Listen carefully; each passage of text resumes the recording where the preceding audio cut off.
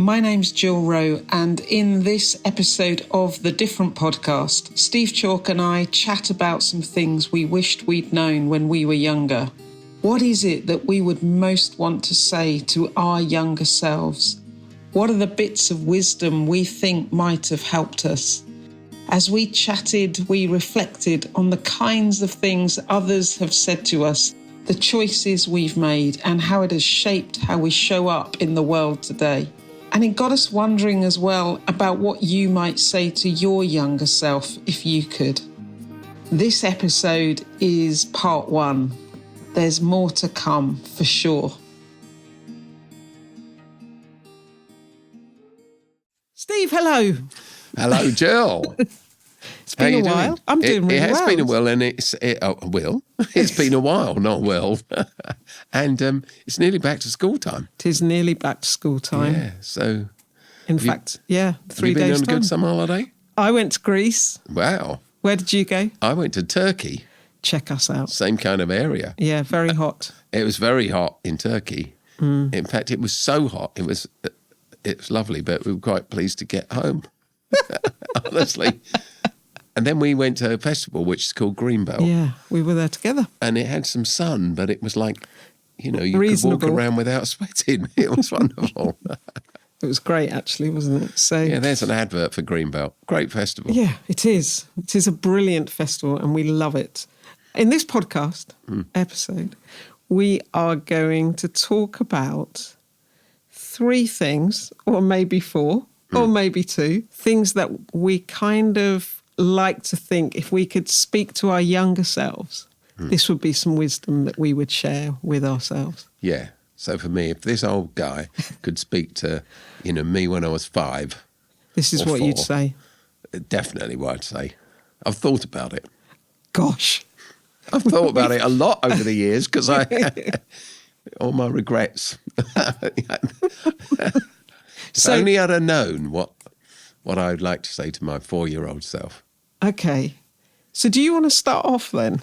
Yeah, well, I can. Go for it. Yeah. You do your first one. So my first one, they're probably very different to yours. My first one is say yes. That's it. You'd expect me to say that. I've got one that's the complete opposite. Anyway. Say no. Say yes to everything. Be curious. Leap in. Explore everything. I really think that's true. Now, because I'm so old, right, years ago, I used to work a television presenter whilst I was trying to develop Oasis. And I worked for the BBC and ITV. I worked for all sorts. I was never off in the 1990s, in the last millennium. And then they made me a presenter of Songs of Praise. Do you remember that? Yeah, I do. Yeah, I do. which I always... I used to go to parties and things like that. I used to go to parties. Not anymore. Not anymore. But when I used to go to parties, people used to, say, him over there, he's a BBC One presenter. And people would come over and they say, I've seen you on the telly, haven't I? You're a BBC One presenter. And I used to say, because, everybody used to think, BBC. Kudos. Yes, kudos. And then I used to say, yes, I am a BBC One presenter, but I am the presenter of Songs of Praise, and you can see their faces fall. And I used to, at this great line, I used to say, not so much hip and trendy as hip and replacement. And that's kind of... Now I've got a load of friends who've had hip replacements. I can't even use that joke anymore. Anyway, now why am I'm telling you that because whilst I was doing that series, I did it for 3, 4, 5 years, I suppose, on and off. And on one occasion, they sent me to New York. I mean, normally they'd send you to Worthing or somewhere that. But they sent me to New York on a plane, fortunately, not having to row the Atlantic. But they sent me to New York to interview Billy Graham. Oh, I remember this. Yeah. And strangely, I think in those days the BBC probably had more money than they've got now. They sent also a camera crew from London to New York to film us. But they went on a different plane to me for some unknown reason. And as I came into New York, the snow had begun to come down. But my plane landed and I got in this car and they took me to a hotel by Central Park. Yeah, a huge hotel, forget what it's called. And Billy Graham, the BBC had booked out this suite or whatever it was at the top of the building. And then what happened was, so I'd met Billy Graham once or twice, doing bits and bobs, but I never really spoken to him, not a conversation. But then we got the phone call that came through that said the plane with the camera crew on had been diverted to Washington or somewhere else because of the snow.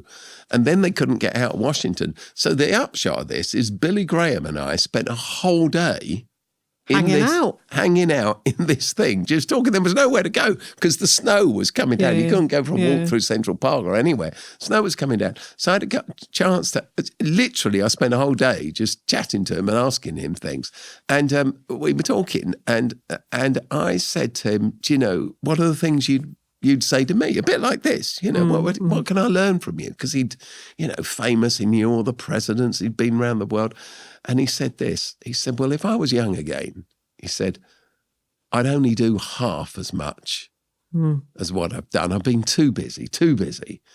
I'd just choose half of those things. And there was a big pause and I thought, that is magnificent. What depth, what insight. I really, only I should slow down and be less frenetic and I should be calm. He'd only do half. And then I had this thought. I thought, well, which half? So I said to him, Dr. Graham, I said, that's brilliant. I said, that's really helpful. But which half would you have done? How do you know the difference between the half that's not worth doing and the half that you've really got to do? There was another long pause and he said, that's a good point.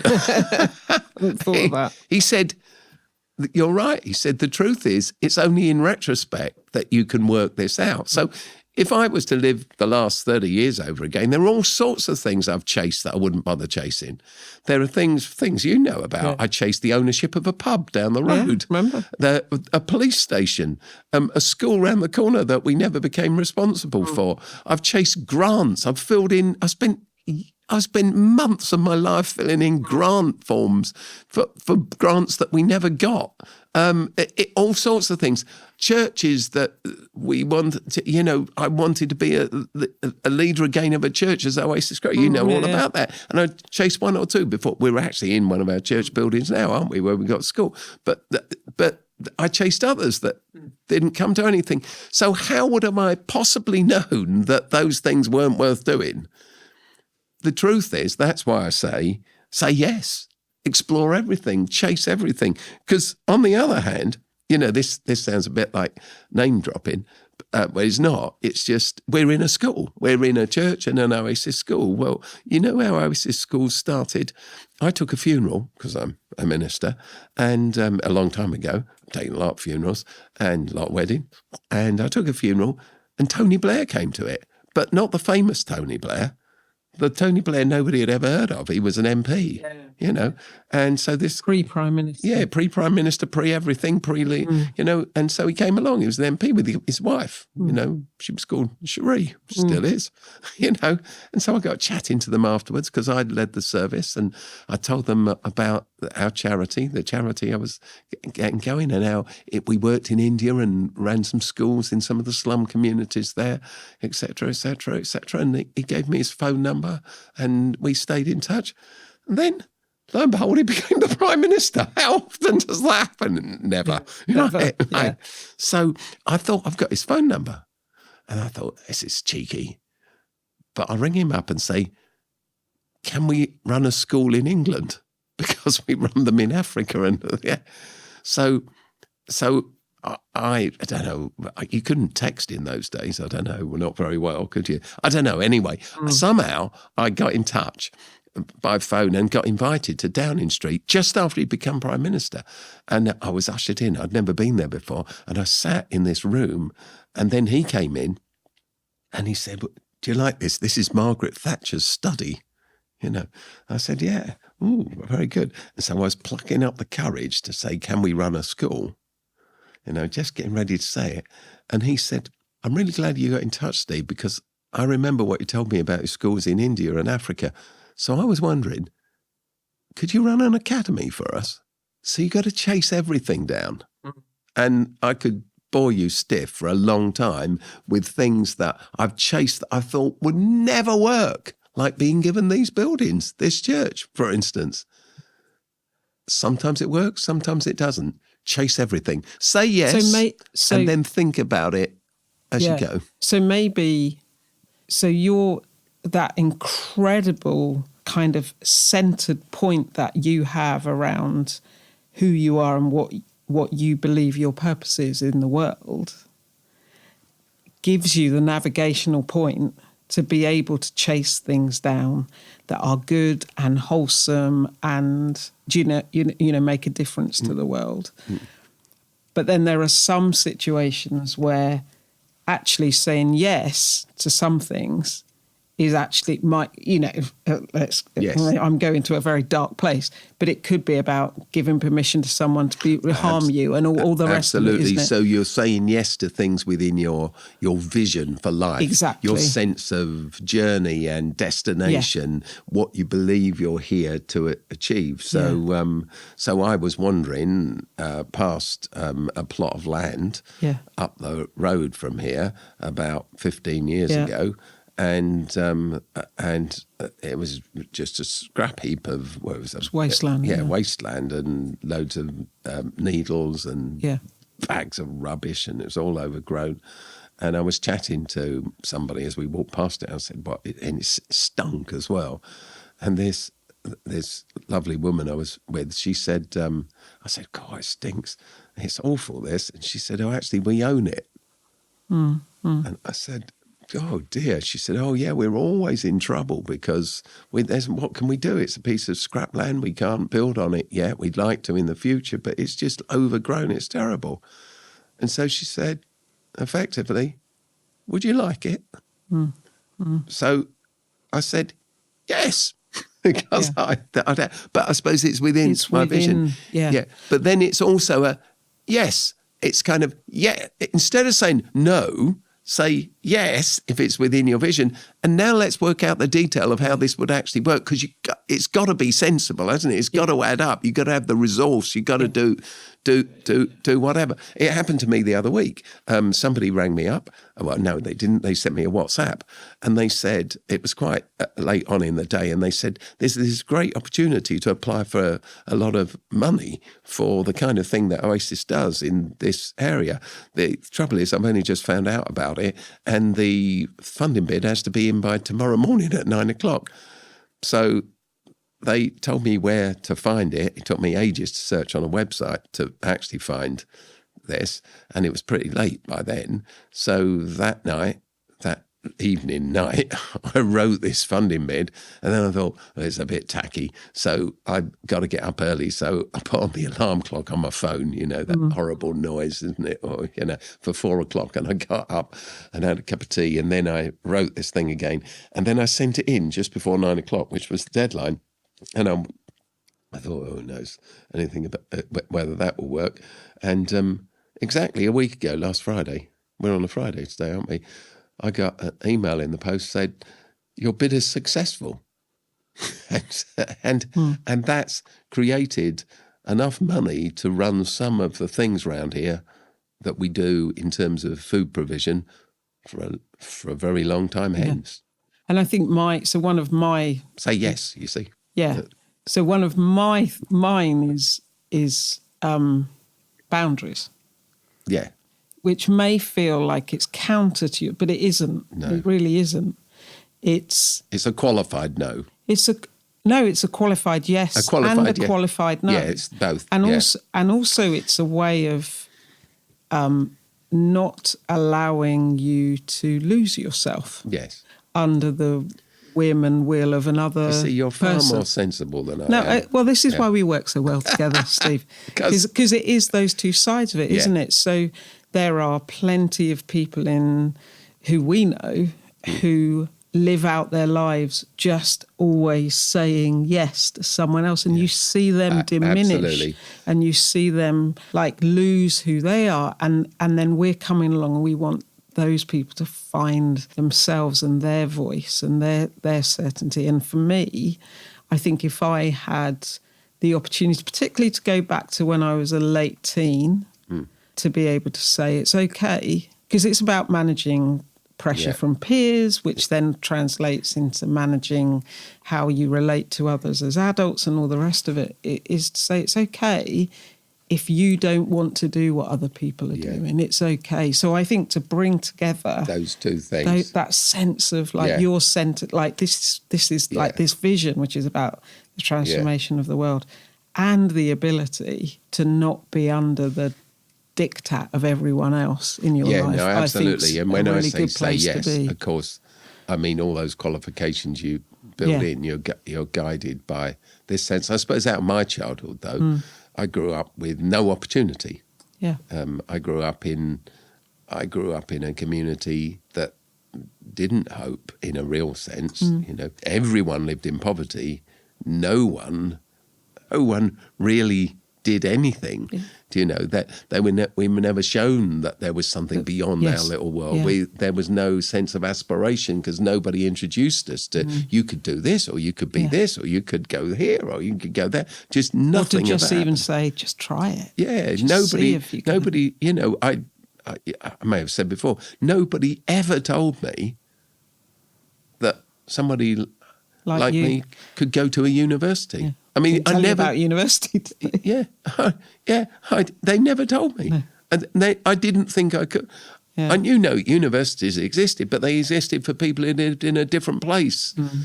So I suppose that's why I'd say to my young self, give it. You can do it. Yeah. Go for it. Live inside your vision for who you are, and get on with it. Say yes. You know, it's like in a party. Walk across the room. Smile at someone. Don't stand there in a corner. Go and greet someone. Don't wait for them to come to you. Go and say hi to someone. It's extraordinary, the worlds that opens up. But you've got to be careful about all of those things as well. Yeah. So one of mine would be, here we go. Watch out for where your significance is coming from. Wow, that's very deep. Powerful, isn't it? Very deep. So explain that. To put it really simply, if I was to, and it's interesting you said you'd go back to your 5-year-old self. Yeah. I think I'd go back to my teenage self. And I think it would be to know, I'm so glad I know these things now and I'm still learning about these things. But if I could have given myself a little bit of a head start as a teenager, and as a teenager heard someone say, you're enough, as you are, that's enough. And I think, you know, similar, I guess, to your story, Steve. And it's interesting. It was actually something we were doing together here, where we're recording this in the Waterloo Hub. We were doing do you remember we used to do those staff carol services? Yes, I do. And we get the Sally Army Band in. And in the cafe. And in the cafe area. And there was one where my dad came. He was old. He's dead now, but... he came along, but I realised he'd not seen me doing some of what I do in my work, you know, just because that's how life has shaped up. So I was co-hosting it with you, and it was fun. It was a really good bash. And my dad came up to me afterwards and looked me straight in the eye and just said, gosh, I never thought you'd amount to much. Isn't that ridiculous? Like I was like, at that point, I was probably, I don't know, 40. Yeah. So I wonder if my desire that I have to speak to my younger self, to say, you are enough, you can do it, it's similar to yours. And it's not about shaping up to someone else's what they think you're capable of. Actually, there's a rootedness that I think now I understand as an older person, that my enoughness is rooted in, like that bit in Psalm, was it 139, where it says, you're fearfully and wonderfully made. That's it. Like just to be able to have that knowledge. And so comments like that from whoever, you know, parents say funny things, don't they, I mean, you're a parent. My kids tell me. You say fun things. Embarrassing things to say. and then we find these things as we grow older. We go, oh, no, actually, that was a bit of an off statement. But actually, I am enough. Yeah. And because of that belief that sits at the centre, then actually the rest of life becomes much more manageable and freeing and yeah. So you'll never amount to much. Great statement. Yeah. So when he said that to you, I mean, you've had lots of time to reflect on it since, but how did you greet that in that moment? I was like, oh, because you don't know that that's what, unless people say it, you don't actually risk. So I was... Because it's a strange thing, isn't it? In one sense, it's a put down. In another sense, it's like, wow. Yeah, look at you now. Yeah. I think my life is the story of excelling at being average. Which is absolutely fine. Yeah. I'm really happy with that kind of notion of, I was never going to be top of the class, but I'd be really good at being middle of the class. You were the head girl, though. Yeah, but not because I was like an academic genius. I was steady, but I wasn't an academic genius. You must have been a leader. Yeah, maybe. There you go. But do you know what I mean? So so I think all of those things start to help you manage and handle when you then hear comments which are like, oh, we never thought you'd match us. And like you say, there's a part of you that goes, well. So it's almost like a reverse backhanded compliment, wasn't it? Yeah. It's kind of like absolutely. I mean, I didn't take great offence. I was like, oh, well, that's interesting. Yeah. But I think if I could say to my younger self, it's okay, you're enough.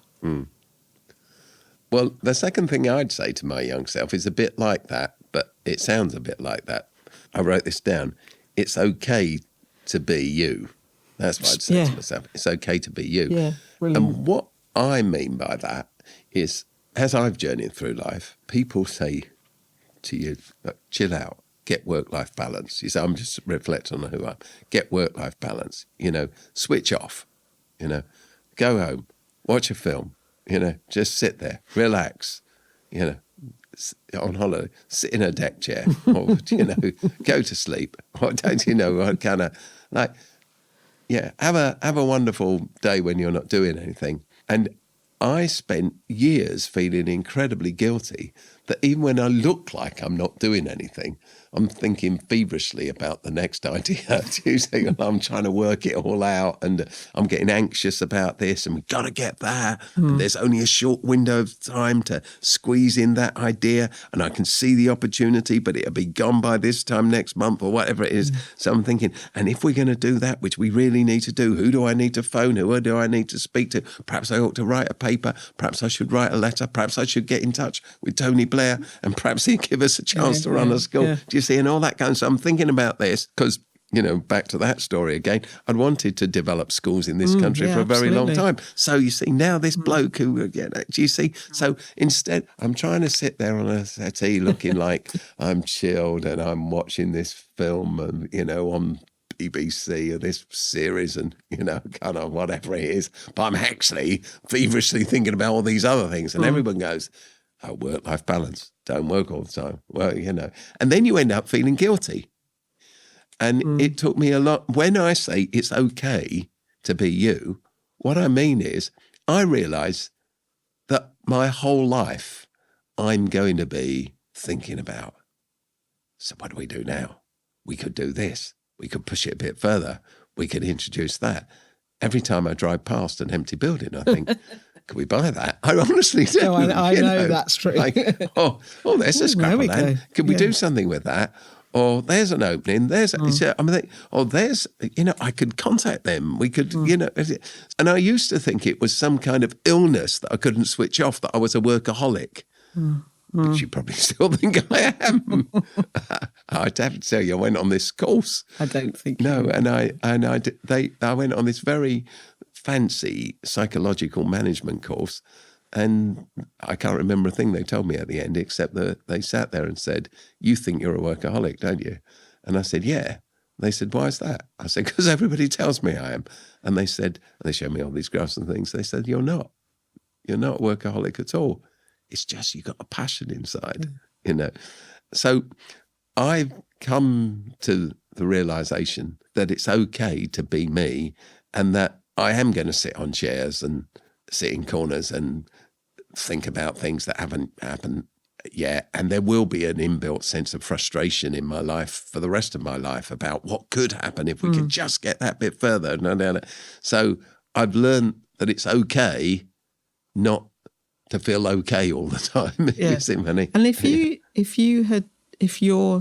if teenage Steve, so pre-14-year-old Steve, if teenage Steve had known that, might things have been different then? Or do you think it's just that level of self-acceptance almost, that you'd have been free of that kind of guilt? Yeah, I'd have been free of people telling me to calm down and slow down and stop.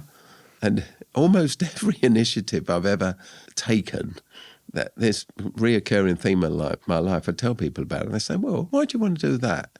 Other people are doing that. You don't want to get involved in that. Leave it to someone else. That's not your field of expertise.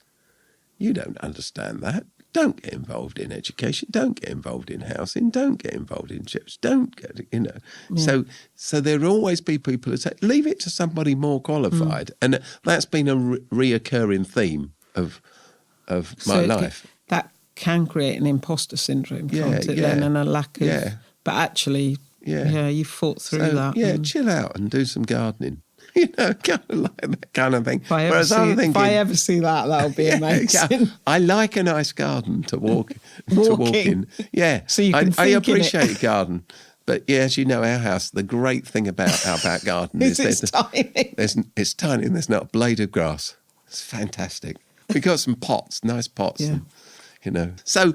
Yeah, it's coming to terms with who you are. And when somebody else explains how they tick, respecting how they tick, but not feeling that you have to become an identikit of them.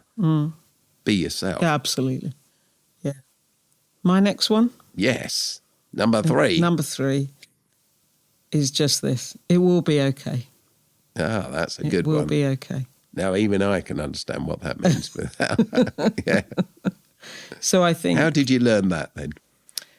From things not being okay. But then, things being messy or painful or broken or not working out quite the way you imagined or whatever. And then you're still here. And you're still, not you, I mean, you are still here, but, you come through adversity and you come through... like my parents getting divorced or really messing up my exams or, coming to Oasis, giving up the teaching career, no salary. It will be okay.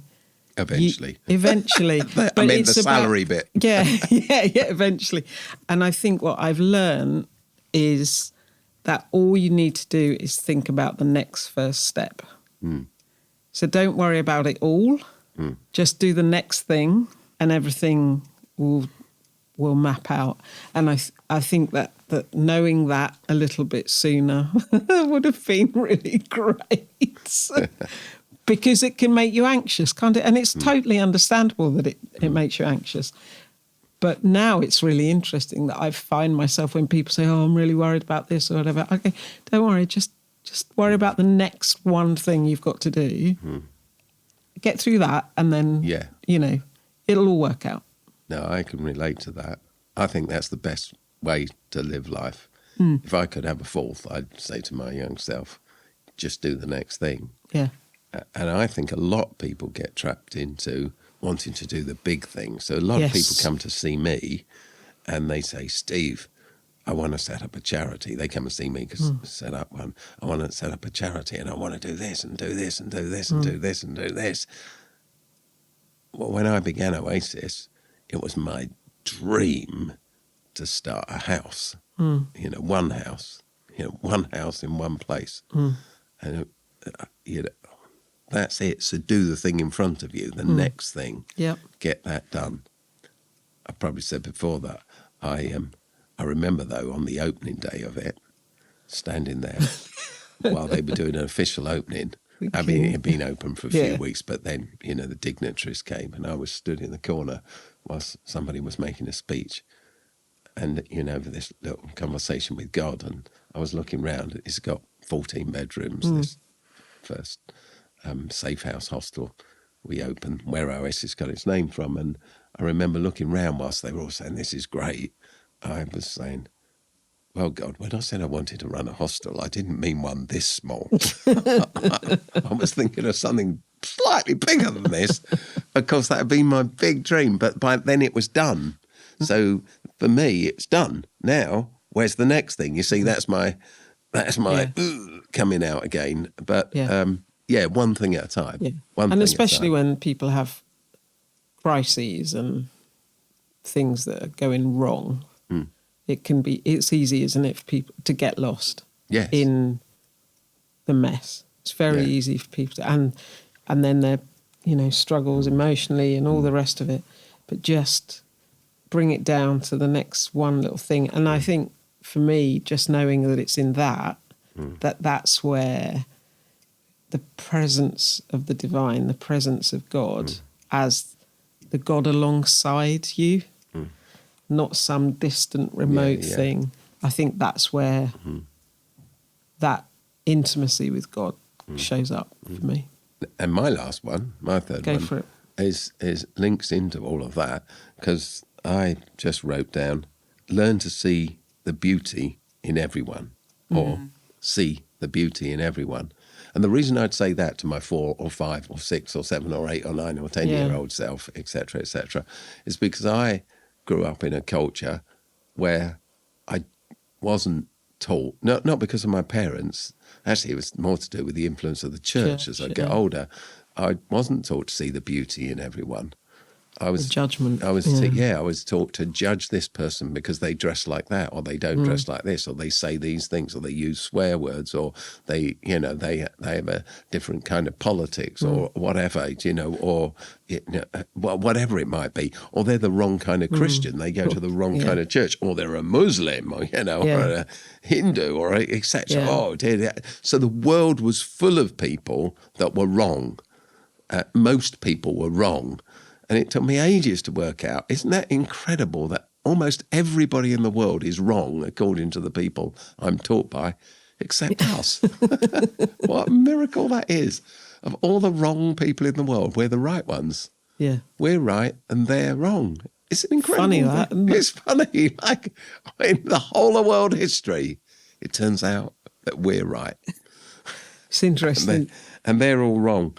And that was to do with the philosophy and the theology that was bred into me. And it's very apparent, isn't it, in our culture now, cancel culture. We're opposed to people. Yeah.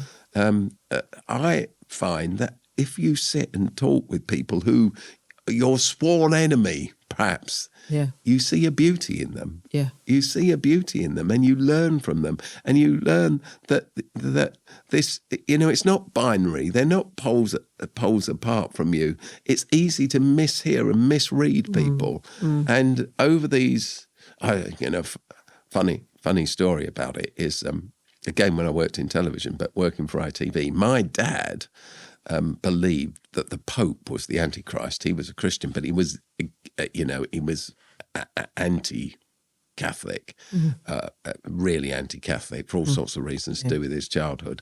And he taught me that the Roman Catholicism is the worst kind of thing in the world.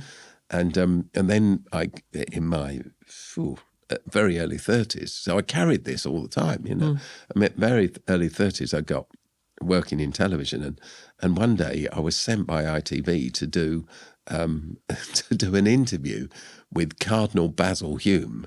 This was in the 1990s again, with the Catholic Cardinal of Britain, and I thought, I'm going to see this terrible person, and if my dad knew. And anyway, I was going with the camera crew, and a strange thing happened again. I turned up at his official residence, and the camera crew were late again. Different camera crew. There's a pattern. It's a pattern. Yeah, camera crew were late again, and it's in this big Archbishop's palace, but he lives in a tiny flat, and I forget what they called it. When I came in the door, people said, "Oh, if you wait here in the waiting room, the Holy Father will be down to see you." I can't remember if it was the Holy Father or His Grace or whatever it was. They called him. He'll be down to see you. And then there's a big staircase. And I saw Basil Human, I'd only ever seen on television, dressed in black, sweeping down this staircase. And I thought, oh, this is it. And he came over to me and he said, "Hi, my name's Basil." He said, "I've heard the camera crew's late. Do you want to come upstairs to my flat? I'll make you a cup of tea." And I went up and had this cup of tea with this person who until then I'd thought was almost the Antichrist, because that's what I've been taught. And he was a really nice guy. And the strange thing is, I struck up this friendship with him, and I knew him until he died. He became my good friend. And, I'd often go and have a cup of tea with him. And they'd all call him Your Grace, whatever.